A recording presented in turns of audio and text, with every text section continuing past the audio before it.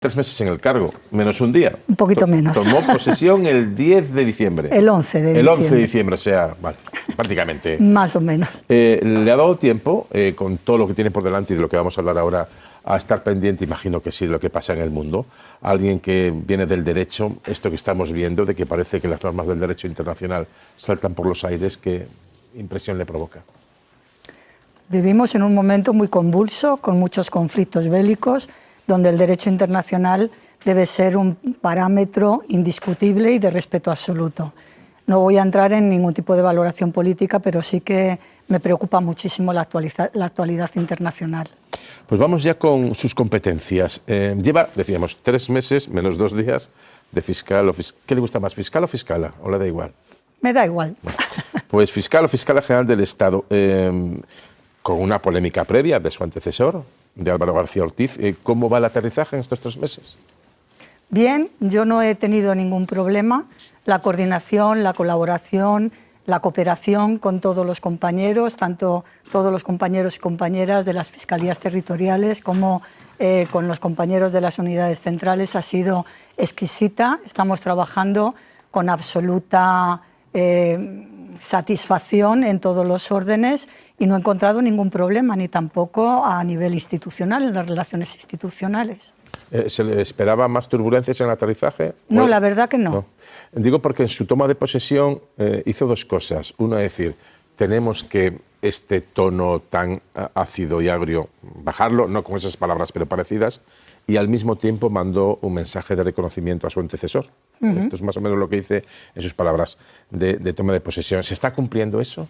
¿De ese tono más amable? El tono es absolutamente amable, es un tono absolutamente relajado, de trabajo, insisto, de colaboración con todos los compañeros y compañeras de la red de fiscales y sin ninguna estridencia de ningún tipo. Estamos trabajando con absoluta tranquilidad. ¿Era su primera prioridad del clima que veníamos con la Fiscalía? Vamos a ver, todos sabemos que venimos de una etapa que fue una etapa muy difícil, con muchísimas dificultades, una etapa muy tensa, y hay que reconocer que venimos de esa etapa, pero también hay que reconocer que todos los compañeros y compañeras, todos los fiscales, estuvieron trabajando con absoluta normalidad, con absoluta profesionalidad, bajo los principios que nos inspiran, que es objetividad, imparcialidad, sometimiento a la ley. Es decir, el trabajo del núcleo de toda la Fiscalía se desarrolló con absoluta normalidad. Partiendo de ahí, ahora estamos en una etapa distinta. En la etapa anterior ya se ha acabado, estamos en una nueva. La fiscal general del Estado ahora soy yo, estamos cambiando el equipo, estamos formando equipos nuevos y estamos dando una nueva visión a la Fiscalía, pero desde la tranquilidad absoluta, sin ningún tipo de estridencia. ¿Ha hablado con Álvaro García Ortiz en este tiempo? Por supuesto. Sí. ¿Y qué le dice? Digamos, ¿le apoya, le da algún consejo? Álvaro siempre apoyará a cualquiera que ocupe la más alta representación de la Fiscalía General del Estado, porque es un compañero, sobre todo, muy institucional y fiscal hasta la médula. De manera que apoyaría a cualquiera. Conmigo tiene una relación buena, siempre la hemos tenido y es el apoyo. ¿Cómo vivieron el proceso? El proceso se vivió como lo vivió toda la carrera, con muchísima incertidumbre. Yo no voy a entrar a calificar la sentencia, como todas las resoluciones del Tribunal Supremo o de cualquier otro tribunal, las respetamos totalmente. La Fiscalía siempre mantuvo una posición absolutoria porque entendimos que los hechos no eran constitutivos de delito. Esa posición se mantuvo durante todo el procedimiento, también en el acto del juicio oral.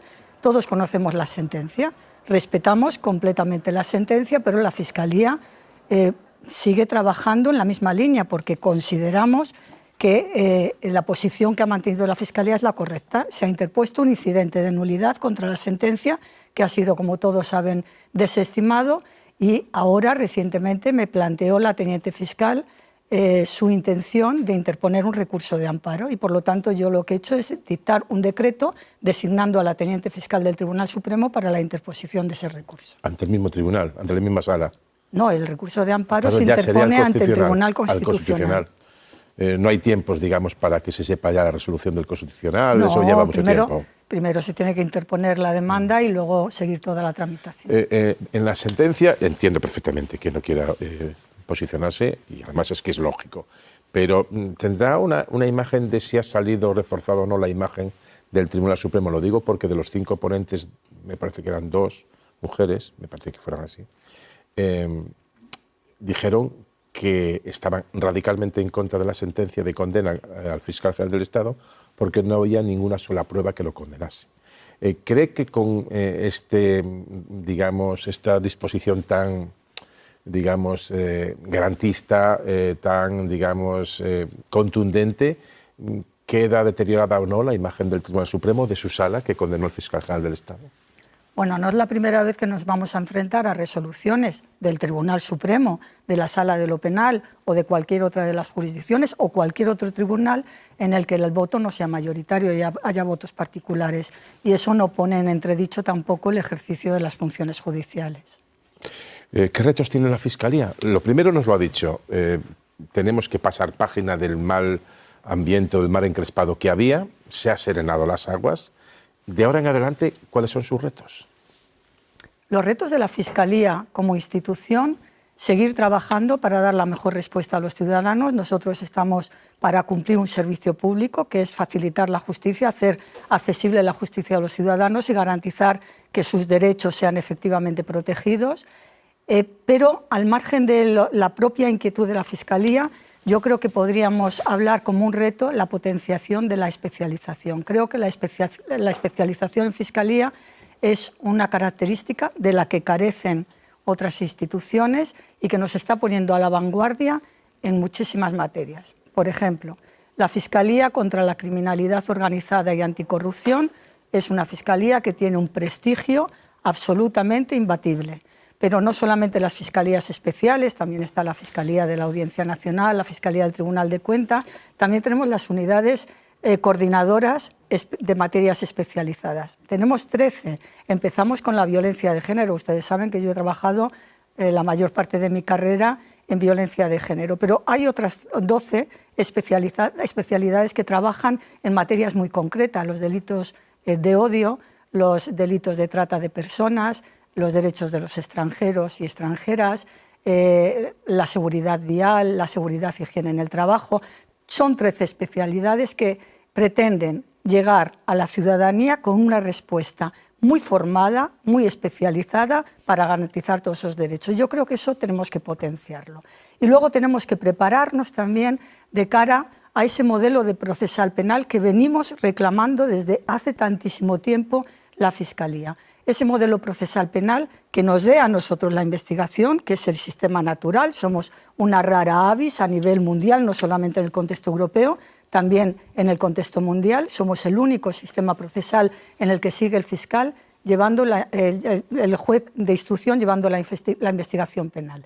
Tiene que darse la investigación a los fiscales, los jueces que juzguen y ejecuten lo juzgado, que es lo que dice la Constitución, y que se instituyan como jueces de garantía para adoptar aquellas medidas que supongan una injerencia, una limitación o restricción de los derechos fundamentales. Ese es el sistema natural al que nosotros queremos ir y, por lo tanto, tenemos que ir preparándonos toda la Fiscalía en esa línea. Hay un proyecto, es la primera vez que está en tramitación legislativa.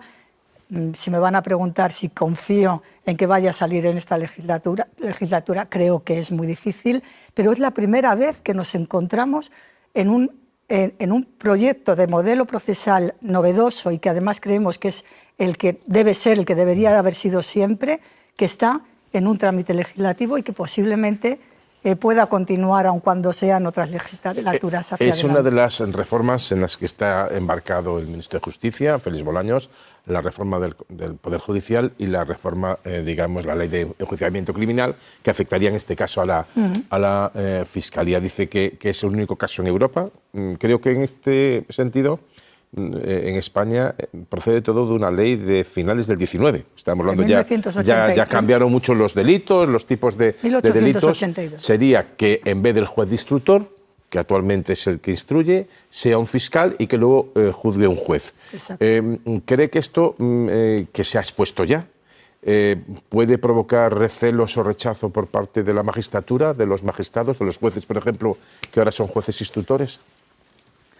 No debería. Le voy a decir por qué. Porque la autonomía del Ministerio Fiscal está garantizada. Una de las polémicas siempre es que el fiscal es dependiente, miren, no es dependiente. Al fiscal general, a la fiscal general del Estado, la nombra el rey a propuesta del gobierno, pero una vez que se hace el nombramiento, el gobierno no la puede cesar. Solamente puede cesarla si incurren incompatibilidades, si está enferma o en situación de discapacidad, cuando cesa el gobierno, obviamente, o a petición propia. Pero no puede cesarla porque no le guste cómo está llevando a cabo la dirección de la institución. De manera que tenemos absoluta autonomía. En el caso de que nos dieran la instrucción, obviamente lo que nosotros estamos reclamando es mayor nivel de autonomía y para empezar tendríamos que tener una autonomía presupuestaria y esto se lo hemos hecho llegar al Ministerio de Justicia en numerosas ocasiones. Incluso yo recuerdo que en mi discurso, creo que fue mi primer discurso, el de toma de posesión, en el que abogué porque se nos diera, aun cuando fuera de forma progresiva, una autonomía presupuestaria, porque es importante que nosotros podamos gestionar nuestros propios medios para tener esa autonomía. Yo creo que a nadie le cabe ninguna duda. La autonomía de cualquier institución depende en gran medida de que tenga el presupuesto para poderla gestionar y dirigirla. Yo creo, obviamente tendrán desconfianzas, y bueno, yo respeto todas las opiniones, pero los fiscales estamos absolutamente preparados para hacernos cargo de la investigación porque tenemos una formación, la misma que los jueces, porque hacemos la misma oposición, tenemos una formación especializada en todas las jurisdicciones. Fíjese usted, el fiscal interviene en el procedimiento penal desde el principio hasta el final, la ejecución de las penas. Sin embargo, los jueces de instrucción intervienen solo en la primera fase, en la de instrucción. Una vez que se hace el enjuiciamiento es otro juez. Incluso luego en la fase de ejecución, en algunas demarcaciones, es otro juez distinto el que ejecuta las penas. Nosotros intervenimos en todas las fases del procedimiento. Tenemos una preparación clarísima en todas las fases del procedimiento penal, pero además tenemos también experiencia en investigación. Hace muchísimos años, la justicia de menores, la investigación la llevan los compañeros de la especialidad de la Fiscalía de Menores. Y también tenemos la experiencia de la Fiscalía Europea. Tenemos experiencia, estamos formados, tenemos especialización de la que carecen en muchísimas ocasiones nuestros compañeros y compañeras, juezas y jueces. De manera que yo creo que no solamente estamos preparados, sino que es la apuesta que debe hacer. Y si esto es así y en toda Europa es así, ¿por qué en España no ha sido así? ¿Es herencia, digamos, del régimen anterior, del régimen pasado, que depositaba en algunos jueces, digamos, el control de lo que se investigaba? Pues yo creo que es que cuesta mucho cualquier cambio y sobre todo si ese cambio puede afectar a esa estructura, ese establishment en el que se encuentran, bueno, el estado de la justicia actual. Decía... Yo estaba interesado antes y se lo planteaba con el tema de lo que pasa con la Fiscalía y la investigación que hay en marcha con el caso de la Dana en la Comunidad Valenciana, ¿no? Porque además era muy esperada hasta qué punto podía haber una implicación y una imputación que tuviera que investigar el Tribunal Superior de Justicia de la Comunidad Valenciana para el expresidente de la Comunidad, Carlos Mazón. Hoy hemos conocido esa posición de la Fiscalía del Tribunal Superior de Justicia de la Comunidad Valenciana contra esa imputación. Y al margen de la decisión de por qué no investigar a Carlos Mazón, en la que se señala que no hay indicios suficientes, a mí me ha llamado más todavía la atención cuando se cuestiona que la exconsejera imputada de emergencias se entiende por parte de la Fiscalía que no avisó de manera suficiente o clara al expresidente de la Comunidad Valenciana de la situación de emergencia que se estaba dando en la Comunidad Valenciana. Y este es uno de los puntos clave, porque este es uno de los asuntos que se consideró relevante tanto para imputar a la exconsejera, como para señalar a Carlos Mazón. Y sin embargo, la Fiscalía parece tener claro que la exconsejera no hizo esas llamadas, no hizo esas advertencias de manera clara y suficiente. Bueno, yo creo que esto admite una matización, si me permite. Lo que ha pedido el fiscal superior de la Comunidad de Valencia, con absoluta autonomía, es que se devuelva la causa a instrucción para practicar una serie de diligencias que entiende que son necesarias para poder acreditar o para poder discernir cuáles son las responsabilidades en las que ha incurrido cada uno de los investigados, la consellera en esa comunicación y también si hay responsabilidad o no del expresidente Mazón. Eso es lo que ha pedido el fiscal. No procede que se tenga la causa en el Tribunal Superior de Justicia, pide que se devuelva a instrucción porque cree que la instrucción no ha concluido. Las instrucciones, lo decía antes, tienen que ser exhaustivas y tienen que ser efectivas para poder ejercitar la acción penal. El Ministerio Fiscal tiene que tener un acervo probatorio mínimo con lo que acusar. El fiscal ha considerado que la instrucción no está conclusa y por eso ha pedido la devolución. Una matización, Xavi, solo mía. ¿Ha concluido que no está, conclusa o ha concluido que no hay indicios para señalar esa situación? No, a lo mejor la redacción del informe da lugar a dudas. Lo que ha concluido es, en este momento no podemos realizar esa imputación porque faltan diligencias de instrucción que habían sido acordadas que no han sido practicadas. Y lo que ha pedido es que se practiquen esas diligencias. Pablo.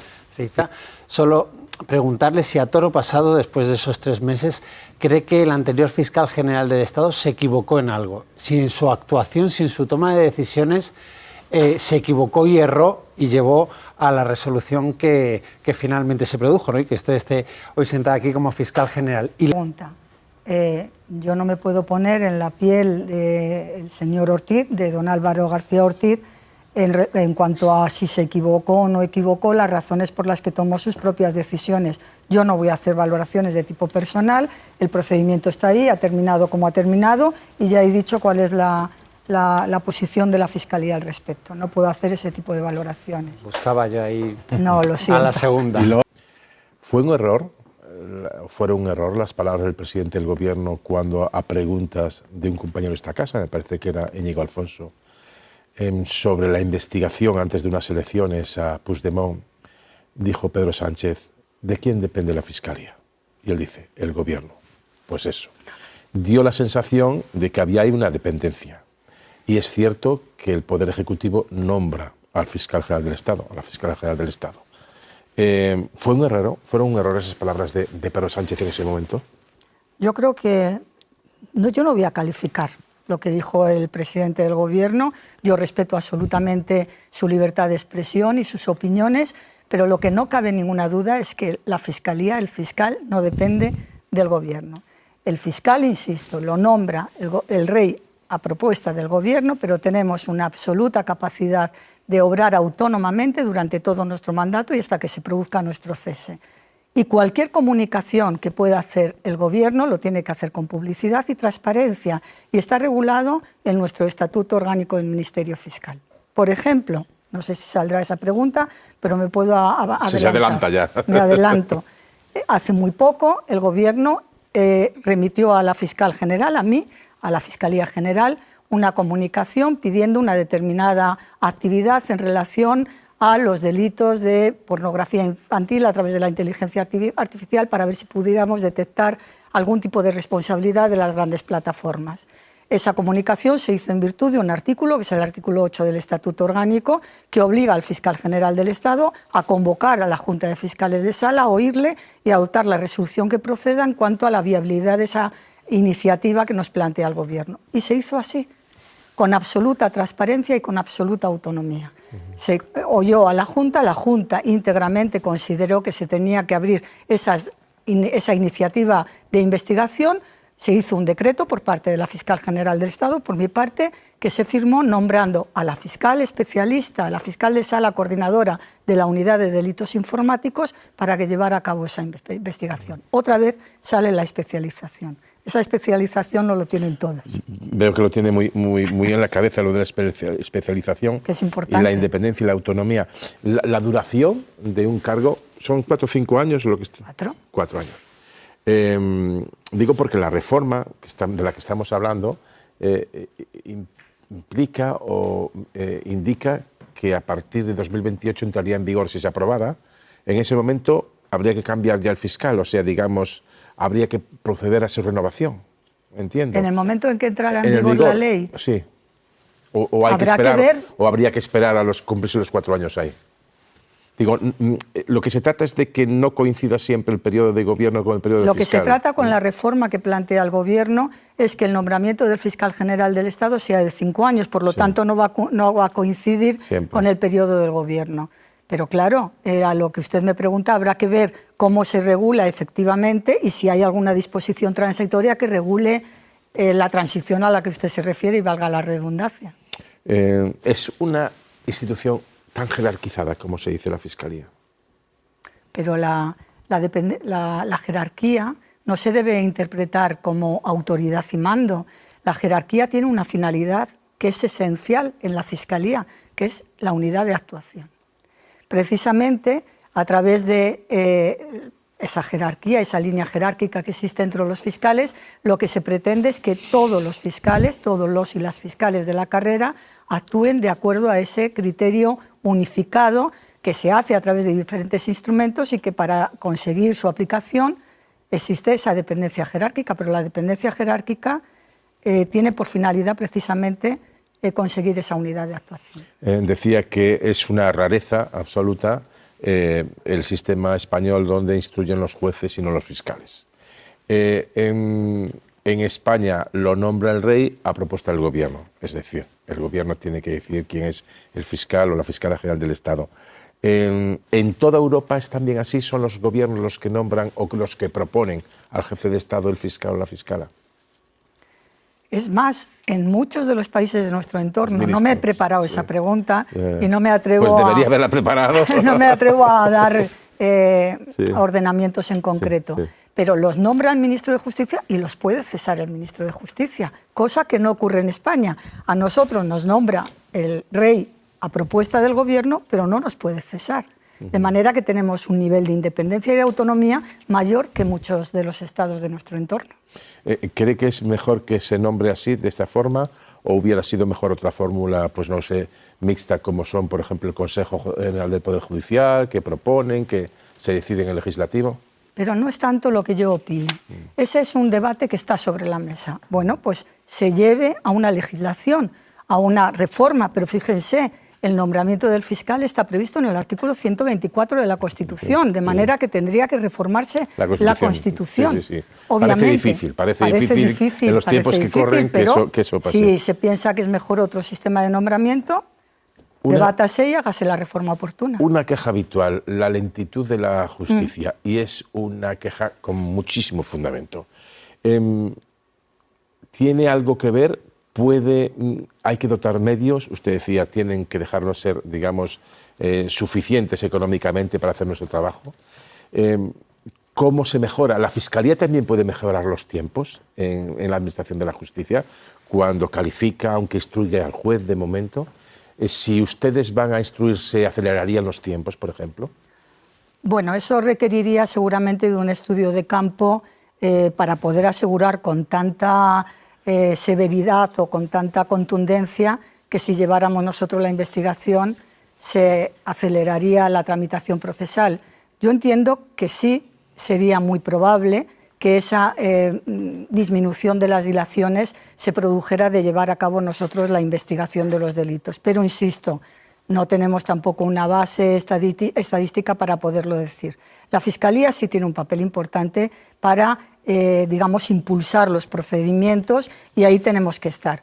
Vamos a lo de siempre. Siempre tenemos escasez de medios. Los jueces, los juzgados, los órganos, los tribunales tienen una sobrecarga de trabajo enorme. Los fiscales también somos pocos ahora, y tenemos que decirlo aquí. Hay una iniciativa por parte del Ministerio de Justicia muy importante, ha publicado ya que va a crear 500 plazas de fiscales y estamos trabajando para que también nos dé un incremento de plantilla a la Fiscalía, que ya veremos en qué cuotas lo conseguimos. Evidentemente tenemos carencias importantes y si no hay medios es muy difícil que la justicia siga un ritmo normal o un ritmo adecuado. Dos dudas, y le preguntan también los miembros de la mesa, como es habitual en este espacio. Primero, hablaba de especialización. Uno de los delitos, si muchos delitos son realmente ya que nos zarandean a todos, cuando estamos escuchando repetidamente este inicio de juicio, este inicio de año ha sido brutal en la violencia contra las mujeres. En la violencia contra las mujeres y la violencia vicaria, que es hacer daño a las mujeres en sus hijos. Ha habido casos monstruosos en las últimas semanas. ¿Cómo se puede enfocar desde la Fiscalía, si ustedes instruyen? Habla usted de la especialización que pueden, por ejemplo, carecer algunos jueces. Y sobre todo, si ya, no solo como fiscala, sino como mujer, ha reflexionado de por qué este fenómeno y por qué estamos asistiendo a este feminicidio tan brutal sobre las mujeres y sobre los asesinatos sobre sus hijos para hacer daño. ¿Ha reflexionado por qué estamos llegando a esta situación? ¿O por qué hemos llegado a esta situación? En relación a la última parte de la pregunta, estamos ante una violencia que es estructural, que está enraigada en el patriarcado. Esas relaciones de poder desigual, de discriminación sobre la mujer, son las que generan la violencia sobre la mujer y, en concreto, la violencia en el ámbito de la pareja o expareja. En relación a las desgraciadas cifras que venimos soportando, creo que son 1.358 mujeres asesinadas desde el año 2003, 67 niños y niñas asesinadas en contextos de violencia de género desde el año 2013, que es cuando se computan. Este año 10 mujeres han sido asesinadas por sus parejas o exparejas, 2 niños asesinados en ese contexto. Evidentemente nos tienen que hacer reaccionar para poder adoptar medidas que sean más contundentes. Usted me está planteando si nosotros llevamos la investigación, si fuera más eficaz la respuesta contra la violencia de género. La Fiscalía está ya ahora mismo, desde hace mucho tiempo, actuando con contundencia contra la violencia sobre la mujer. Fíjese usted que la Fiscalía tiene especialización desde el año 2005, que es cuando entró en funcionamiento la parte penal de la Ley Integral contra la Violencia de Género, cuando era fiscal de sala Soledad Cazorla, a la que tantos recordamos continuamente. Desde ese momento hubo una inquietud absoluta por poder articular desde la Fiscalía, llevar a los juzgados peticiones fundamentadas para proteger más y mejor a las mujeres, pero también a sus niños y niñas, porque los hijos e hijas menores de edad de las víctimas de violencia de género son también víctimas. Incluso cuando no son objeto de violencia directa sobre ellos, son víctimas porque la presencia de la violencia que sufren sus madres, lo que llamamos violencia presenciada, es una forma de maltrato infantil. Y esto lo veníamos diciendo los fiscales y luchando por esa protección desde tiempos de Soledad Cazorla. En el año 21 se publicó una ley, la Ley de Protección a la Infancia y Adolescencia, que define el maltrato infantil, y entre las posibilidades de maltrato infantil que todos imaginamos, violencia física, violencia psicológica, violencia sexual, incluye uno, la presencia de la violencia intrafamiliar. La violencia presenciada es una forma de maltrato y contra eso hemos estado luchando los fiscales siempre, pidiendo medidas. Ahora contamos con una legislación mucho más fuerte porque se han incorporado reformas tanto en el Código Penal como en el Código Civil que nos ayudan a proteger más y mejor. Pero esa ha sido siempre la preocupación de la Fiscalía. No es necesario para eso que los fiscales instruyan. Los fiscales especialistas de todo el territorio español están compareciendo ante los juzgados de violencia, las secciones de violencia sobre la mujer de los tribunales de instancia ahora o en cualquiera de los tribunales, procurando que se adopten las mejores medidas para la protección de las víctimas y para evitar la impunidad, que provoca también mayor vulnerabilidad. ¿Pero la justicia está fallando en este terreno? Vamos a ver, estamos hablando, cuando se habla de si fallamos, si falla la justicia somos todos, también los fiscales. Tenemos que tener en cuenta que estamos hablando de delitos que se cometen en la mayoría de los casos en espacios de absoluta intimidad, en la que no hay terceros normalmente que lo presencien. El agresor se cuida muy mucho de cometer el acto sin presencia de terceros que tendrán la obligación de declarar en su contra. Sin embargo, la mujer, respecto de quien mantiene o ha mantenido una relación de afectividad, no tiene la obligación de declarar en contra de él. Ahí nos encontramos un problema importante. Estamos hablando de delitos que se cometen en la más absoluta intimidad, que las mujeres, por múltiples razones, pueden no querer declarar en contra de su agresor y que las posibilidades de probar esos hechos delictivos se menguan, evidentemente. Bueno, pues vamos ya con las preguntas de los miembros de la mesa. Veo que está tecleando ahí en el móvil Javier Casqueiro. Sí. Primera pregunta para ti. Sí. Te quería preguntar por otro caso de la Fiscalía, el caso de Rejón, que también ha sido muy polémico y además usted está muy implicada en la lucha contra la violencia de género. Hay un sector feminista que dice que se ignoró la doctrina del Supremo y una propia circular de la Fiscalía cuando la Fiscalía tomó la petición de la absolución de Íñigo Rejón. Y quería que... En la más absoluta intimidad. ¿Qué pasa con la violencia sexual? Nos pasa lo mismo. Generalmente se cuenta únicamente con la declaración de la denunciante frente a la declaración del denunciado. ¿Qué ha ocurrido en ese caso? El fiscal ha pedido, ojo, para que entiendan la tramitación, el fiscal pidió que se transformara el procedimiento que estaba en lo que se llaman diligencias previas, que es la fase de investigación, en procedimiento abreviado. El juez acordó la transformación en procedimiento abreviado. El siguiente paso, procesalmente, es que el juez le da traslado a las partes acusadoras, acusación pública, acusación particular y popular si la hay, para que formulen sus escritos de acusación o hagan la petición de sobreseimiento provisional. Y el fiscal entendió que aun cuando, y creo que lo dice literalmente, aun cuando no pone en cuestión la credibilidad de la víctima, no encuentra elementos de corroboración periférica en los que apoyarse para formular un escrito de acusación. Pero ojo, dice en todo caso que no pone en duda la credibilidad de la víctima. La representación procesal de la señora Muliá sí presentó un escrito de acusación y no sé si la acusación popular, me parece que también, efectivamente. ¿Cuál es el siguiente paso? Un señalamiento de juicio oral y el fiscal va a tener que ir al acto del juicio oral. En el acto de juicio oral se va a desarrollar toda la prueba y si a la vista de la prueba practicada el fiscal entendiera que efectivamente hay indicios de que el delito se ha cometido, puede cambiar su posición y formular acusación contra el señor Errejón. No están cerradas las puertas, primer punto.